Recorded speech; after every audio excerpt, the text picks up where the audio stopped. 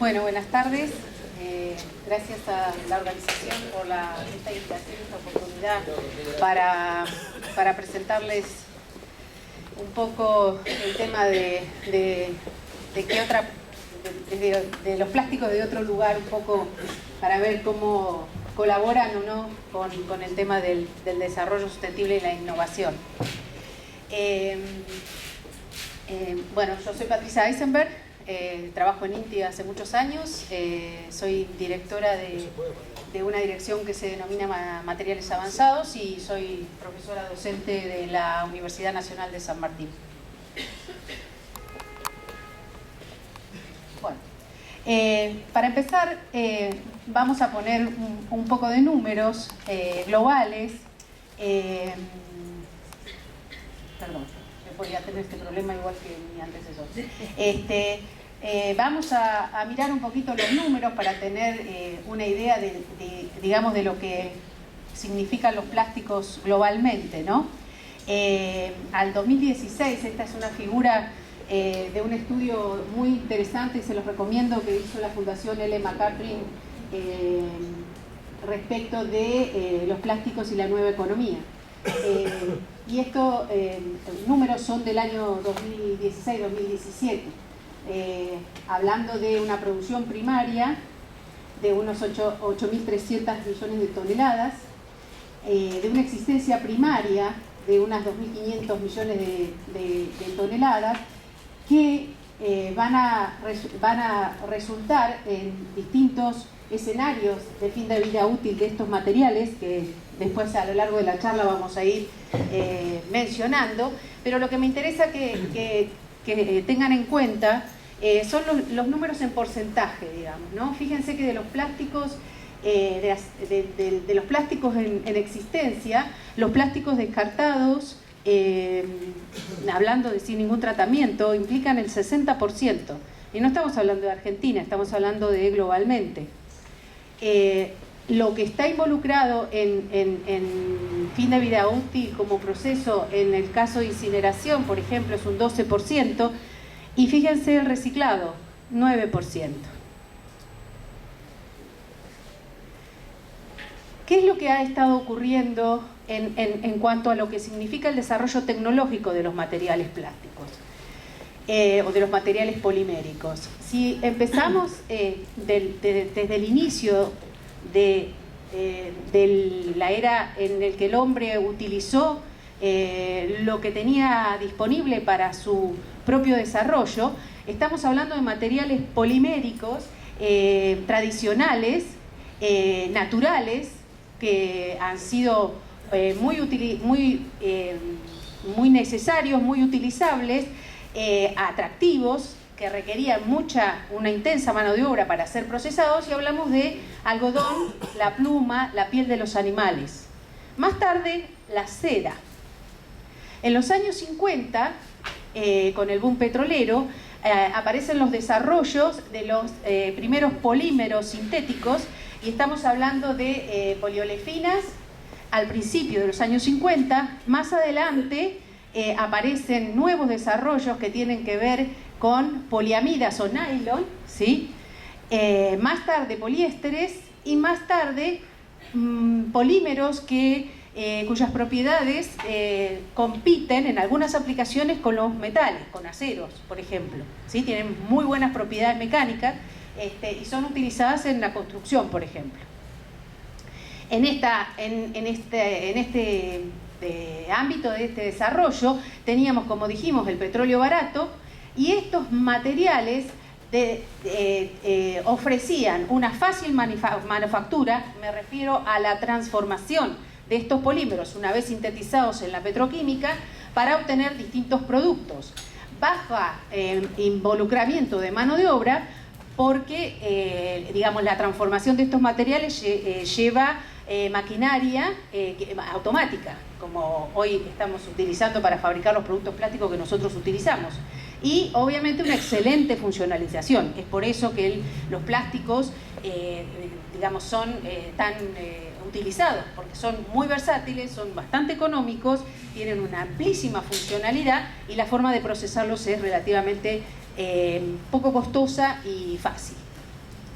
En los años 2000 aparece un cambio de paradigma y empezamos a hablar de materiales responsables y empezamos a escuchar toda esta nueva nomenclatura que tiene que ver con lo biodegradable, las fuentes renovables, eficiencia energética, funcionalidad y sustentabilidad.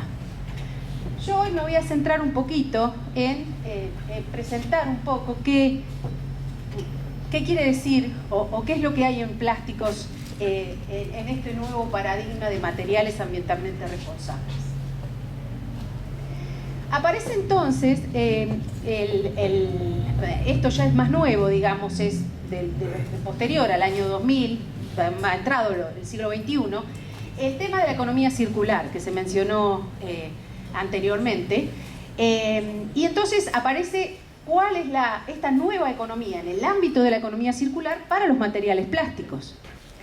Y aparecen tres principios principales que tienen que ver con esta economía circular y en relación a los materiales plásticos. El primer principio dice crear una nueva economía de uso de plásticos post-consumo, mejorar la economía y consumo del reciclado, promover el reuso y biodegradación controlada para aplicaciones particulares.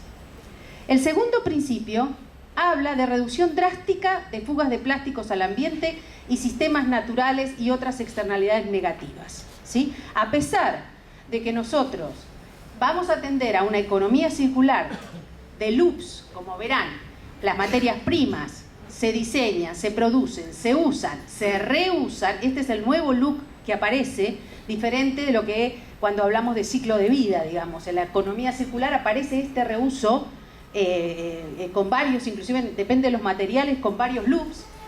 Y aparecen entonces el reciclado, ¿sí? Y aparecen, por supuesto, la forma en que los vamos a gestionar al fin de vida útil, y va a haber una pérdida que se estima más o menos en un 2%. Eso va a ser inevitable y ahora, por supuesto, es mayor. Entonces, el segundo principio está referido a esto que no vamos a poder procesar de ninguna manera o transformar, digamos.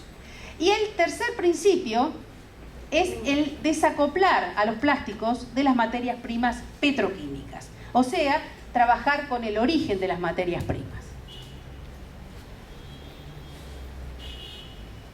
Entonces, si nosotros, dentro de lo que significa el ciclo de vida de un material o de un producto, nos concentramos en el origen y en el fin de vida útil hoy, vamos a tener entonces en el tercer principio el desacoplamiento de los plásticos de las materias primas petroquímicas, que vamos a tener entonces materiales que van a ser de origen no renovable y materiales que van a ser de origen renovable. Y en cuanto al escenario de fin de vida útil, dijimos que estaban involucrados el principio 1 y el 2, vamos a hablar hoy de qué significa ser degradable y ser biodegradable. Vamos a empezar entonces con el origen, a ver qué quiere decir origen renovable y no renovable. Dijimos que los materiales pueden venir de fuentes renovables o biobasados y materiales de fuentes no renovables o materiales técnicos se les llama también, que son aquellos materiales poliméricos de origen petroquímico, no renovable. Aparece entonces un término, más a mitad del siglo XXI, que es el término de bioplásticos. Este término, para confundir, involucra dos principios, dos conceptos, mejor dicho, que están interconectados. Cuando hablamos de bioplásticos se habla del origen renovable del material, ¿sí? Plásticos que son fabricados a partir de la biomasa o cultivos agrícolas, y también involucra el fin de vida útil, que es biodegradable y compostable. Entonces, cuando hablamos de bioplásticos, estamos incluyendo estos dos conceptos, y esto puede llevar a la confusión, ¿sí? Pero hay que tenerlo en cuenta.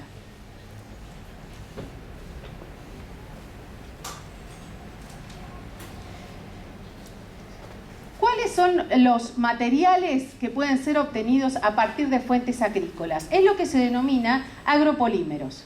Pueden venir de puede ser de la familia de los polisacáridos o de las proteínas y los lípidos. Y estos polisacáridos pueden venir de las plantas, donde se obtienen los almidones, a partir de los cuales se fabrican plásticos, la lignocelulosa de la madera y de las fibras, que puede ser utilizado como modificador de los materiales plásticos y que va a contribuir a que ese material total compuesto por fibra y matriz polimérica sea renovable. Y otros materiales que se utilizan también para recubrimientos y algunas aplicaciones bastante especiales, que son las pectinas y el quitosano, por ejemplo, y algunas gomas. En el caso de proteínas y lípidos, las proteínas pueden ser animales, se pueden obtener polímeros para fabricar materiales plásticos a partir de la caseína, del suero láctico, del colágeno y la gelatina. Estos materiales se están utilizando para algunos también nichos de aplicación, porque las propiedades que se obtienen de estos materiales son menores que las propiedades que tienen los materiales, los commodities, los materiales comerciales. Entonces hay nichos de aplicación. Y también se pueden obtener proteínas de plantas, la ceína de maíz, la soja y el gluten de trigo. ¿Sí? Algunos de estos materiales pueden ser utilizados para fabricar piezas por inyección, por ejemplo. Pero todavía siempre estos materiales tienen menos propiedades, entonces es más difícil la entrada al mercado como commodity, pero sí en algunos nichos de aplicaciones especiales. Otra estrategia tecnológica para el desarrollo de bioplásticos biobasados es la síntesis microbiana de monómeros. El monómero es el polímero es una cadena como un collar y está compuesto por cuentas o perlas, ¿sí? Entonces cada molécula, cada perla se llama monómero. Entonces lo que se puede obtener es esas cuentas, esas perlas, que son los monómeros, a partir de la biomasa, y después por procesos de polimerización química conocidos, que son los procesos que normalmente utilizan las petroquímicas para obtener polímeros, obtener estos polímeros poliláctico, polibutilensuccilato, por ejemplo, que son poliésteres, ¿sí? A partir de estos monómeros biobasados. Entonces, el origen de estos polímeros es biobasado, porque se obtienen las cuentas, las perlas de las cuales está compuesta esta cadena polimérica a partir de la biomasa.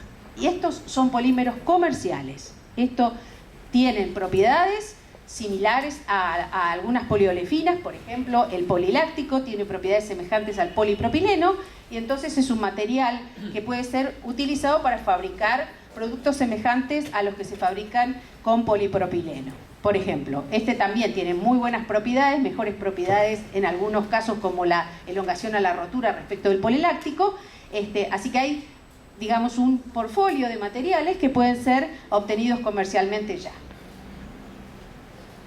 Otro material que tiene muy buen futuro, digamos, es un material caro todavía, es el polihidroxibutirato o el PHB. Este material se obtiene a partir de la síntesis microbiana, o sea, estas son bacterias que acumulan dentro de sus células, así como nosotros acumulamos grasa, ellos acumulan polihidroxibutirato, ¿sí? Entonces, a través de, o sea que acá, a diferencia de lo anterior, no solo en cuanto a que es digamos una síntesis microbiana, la otra es una síntesis que se realiza en una planta, acá directamente el polímero es obtenido y no hace falta una reacción posterior de polimerización.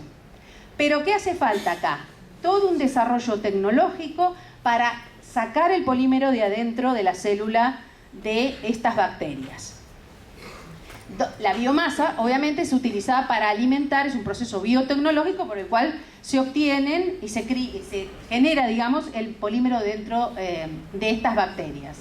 Y este es un material que tiene mucho futuro justamente por su origen, pero es un material complicado para procesar, tiene sus bemoles, no es fácil, es muy frágil, tiene una ventana de procesamiento muy angosta, o sea, Enseguida que uno le da temperatura para moldearlo, alcanza la temperatura casi de descomposición y entonces hay que cuidar mucho las condiciones de procesamiento.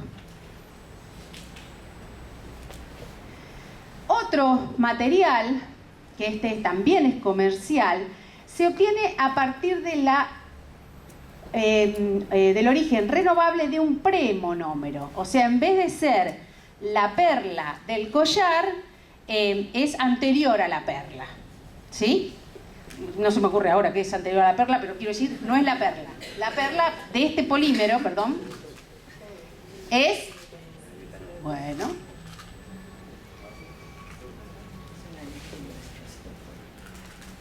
Bueno, no sé qué hice mal, ahora se me trabó. Si alguien me da una mano, y si no le hago acá directamente. ¿Se me da vuelta la computadora por ahí? Ahí va, ahí va. Se me va mucho, ahí. Acá lo que se obtiene a partir de biomasa es el bioetanol. Y acá ya entra otra vez la química. Por deshidratación del bioetanol se obtiene el etileno, que es el monómero, o sea, la perla, para fabricar el collar, que es el polietileno. Y este ustedes lo conocen, ¿sí? Este polímero es igual, exactamente igual en sus propiedades al polietileno obtenido de la petroquímica, ¿sí? Pero la diferencia es que este monómero es biobasado y el monómero obtenido de las petroquímicas no es de origen renovable. ¿Se entiende?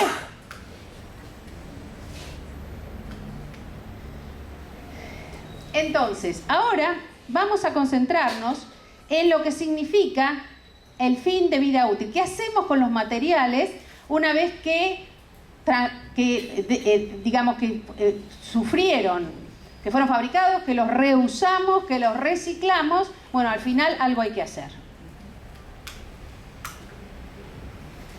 Entonces, para entender, digamos, qué es lo que pasa cuando nosotros no vamos a usar más un plástico y qué hacemos con eso, necesitamos plantear que los escenarios de fin de vida útil involucran escenarios, procesos y actores. Los procesos que van a ocurrir en esos escenarios que sí están planteados van a depender de quiénes son los actores. Y en este caso los actores son los plásticos, en principio, y ahora vamos a ver que tenemos otros actores más. Pero antes quiero definir o mostrarles lo que significa el término degradación en polímeros o en materiales plásticos, para entender bien que no es una palabra vacía de contenido ni mucho menos, ni es tan general, no es, digamos, uno tiene que saber de qué habla cuando habla de degradación. Cuando hablamos de degradación de polímeros se refiere a procesos que son inducidos por luz, calor y otros agentes externos que conducen a la modificación de la estructura del polímero, resultando en la pérdida de sus propiedades. Entonces, cuando yo hablo de degradación, como estoy hablando de pérdida de las propiedades tienen que ver con la aplicación particular. Entonces, si yo tengo una bolsa de polietileno, o mejor, tomemos los envases que hablaba el colega de la OPDS anterior. ¿Se acuerdan que él dijo que el material no se podía utilizar para reciclado? Porque los fabricantes, cuando fueron con ese planteo, le dijeron no, porque si estos materiales están dando vuelta un año, ¿sí? Aún resguardados en galpones donde la luz solar, por ejemplo, no les da, pero que en verano levantan 50-60 grados de temperatura, ¿sí? O si los dejan afuera, esos materiales van a empezar a degradarse por acción de estos agentes externos. Entonces, van a perder propiedades para algunas aplicaciones. Por ejemplo, volver a hacer envases para bidones. ¿Se entiende? Un ejemplo más grosero es, si yo tengo un material como el policarbonato que se utiliza para fabricar los lentes, ¿sí? Y el policarbonato, digamos, si ustedes tienen las lentes que están rayadas, ese material está degradado. ¿Por qué? Porque la aplicación es que yo vea a través de eso. Entonces, si yo no veo, ese material para esa aplicación está degradado. ¿Se entiende lo que digo? ¿Sí?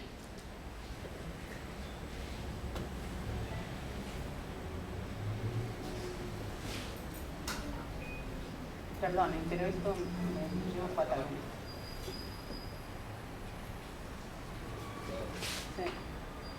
Ahí va. Entonces, los otros actores principales para estos procesos en escenarios particulares son los agentes externos que mencionábamos antes. La luz, el calor, los agentes atmosféricos, la humedad, la luz, el oxígeno, combinación de ellos. Y estos agentes, con los plásticos, la combinación entre estos dos actores, involucra un proceso que tiene que ver con quiénes son ellos, quiénes son los agentes externos y quiénes son los polímeros que están involucrados.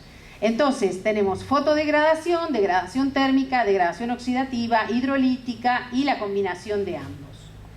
Un agente externo particulares son los hongos y los microorganismos, ¿sí? Entonces cuando actúan esos agentes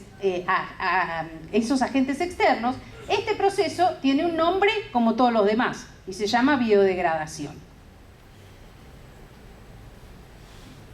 Entonces, cuando hablamos de agentes externos que producen ese cambio en las propiedades del producto, que conducen a la degradación y que va a tener lugar a través de un mecanismo que tiene que ver con los dos actores, el plástico y los agentes externos, estamos hablando de materiales degradables. Cuando tenemos agentes externos, los microorganismos, lo que tenemos entonces es la biodegradación. Ahí va.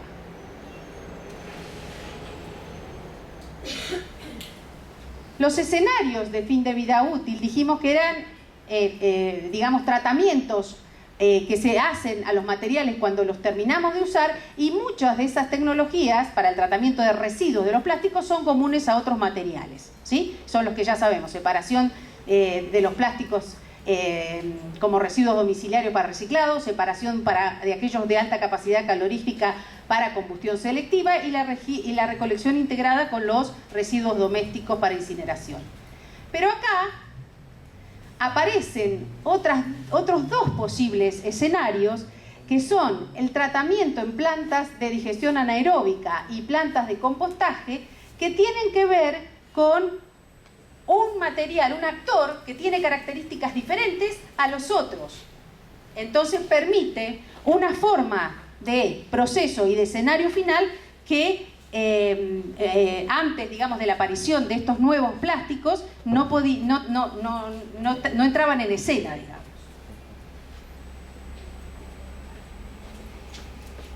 Concentrémonos un poco entonces en lo que significa este escenario final de planta de compostaje.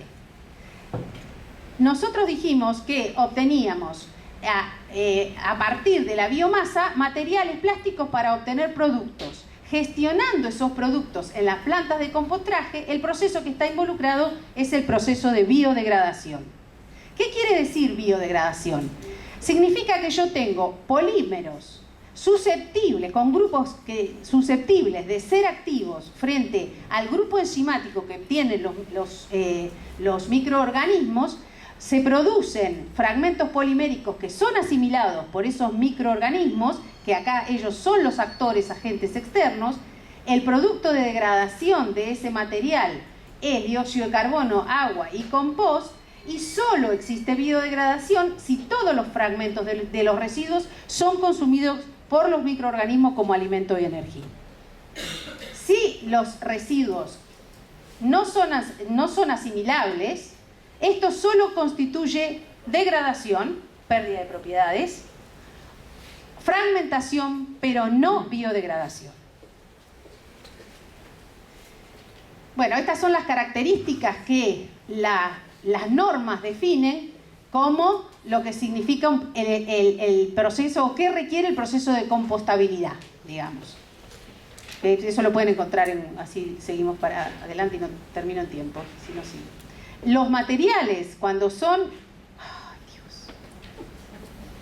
Los materiales, cuando son evaluados para cumplir con los requisitos de biodegradabilidad, se deben realizar a través de normas perfectamente establecidas, ¿sí? Y hay distintas organizaciones en el mundo que certifican bajo estas normas y que entonces entregan a los fabricantes este tipo de logos que certifican que ese material es biodegradable, compostable. un material biodegradable no necesariamente es compostable. El compostable debe cumplir con requisitos más exigentes y la compostabilidad está relacionada con lo que exige la planta de compostaje para el ingreso de productos a ser tratados en esas plantas. Entonces, solo aquellos materiales que son evaluados con estas normas son los que reciben el logo y son los adecuados para plantas de compostaje industrial. Entonces, ¿cómo cierra un ciclo de un material plástico de las nuevas generaciones, incluyendo prácticamente el ciclo de vida?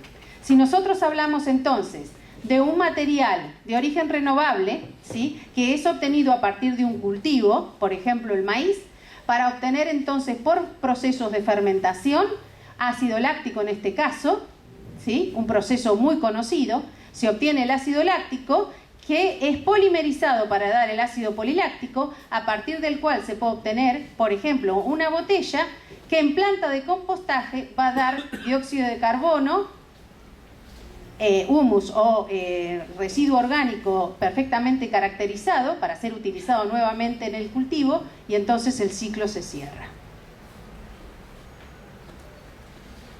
Los plásticos compostables nuevamente deben estar acoplados para ser buenas soluciones y poder escalarse para aplicaciones particulares, como mencionaba el principio 3 de la economía circular, pero deben estar acoplados con infraestructura de colección y recuperación adecuada. Lo importante entonces es que estos actores que nosotros identificamos en estas escenas tienen que ver con la identidad que tienen particularmente los polímeros y los agentes externos para lograr los distintos escenarios en los cuales voy a dar gestión al fin de vida útil de estos materiales. Esta forma también de ver en qué estado está el mundo respecto de los materiales, podemos utilizar dos ejes para definir el origen y el fin de vida útil, dándonos 4 cuadrantes. Bioplásticos, dijimos, porque son de origen industrial. El fin de vida útil es renovable. Pero fíjense que lo mismo pasa con las materias primas no renovables. Y lo que vimos entonces es que tenemos unos materiales que por sus características no pueden ser tomados por los microorganismos como alimento o fuente de energía, y son materiales degradables. Y pueden ser de origen renovable o no renovable. Los materiales que están en el primer y cuarto cuadrante, fíjense que pueden ser renovables o no renovables, pero las características, la identidad de los polímeros hace que su característica justamente sea reconocible por los microorganismos y puedan ser susceptibles de procesos de biodegradación. La tendencia en el mundo ahora es a que estos polímeros no renovables puedan ser sintetizados a través de procesos biotecnológicos, y entonces este cuadrante prácticamente va a tender a desaparecer. Digamos, los layouts de las plantas están prácticamente para muchísimos polímeros, pero todavía no son económicamente rentables. Entonces, en el mercado, respecto de estos materiales que son materiales que eran no renovables, pero biodegradables para ser pasados a renovables, todavía hay estos dos nada más, policaprolactona y polibutilglucirato. Fíjense que de estos que siempre van a ser no biodegradables, pero puedo cambiar a bioplásticos, como es el caso que vimos de biopolietileno. Polietileno, origen no renovable; biopolietileno, origen renovable. Este material está en el mercado, es comercialmente un poco más caro que el polietileno de origen petroquímico, y lo vende Braskem. Es la única que fabrica biopolietileno en el mundo, y está en Brasil. Bueno, para terminar entonces, lo que tendremos es materiales obtenidos a partir de biomasa. A través de extracción obtenemos las materias bioprimas renovables, a través de procesos de fermentación, y o polimerización obtenemos las resinas poliméricas, con ello fabricamos productos, reciclamos, transformando nuevamente, aprovechamiento energético, y en los casos en los que los materiales lo permitan, se realiza la gestión de la materia como materia orgánica para plantas de compostaje, donde el proceso involucrado es la biodegradación. Parte de estos productos finales, a lo largo de este ciclo, van a terminar en rellenos sanitarios. Y el desafío es justamente que esto sea lo mínimo tendiendo a cero posible. Muchas gracias por la presentación.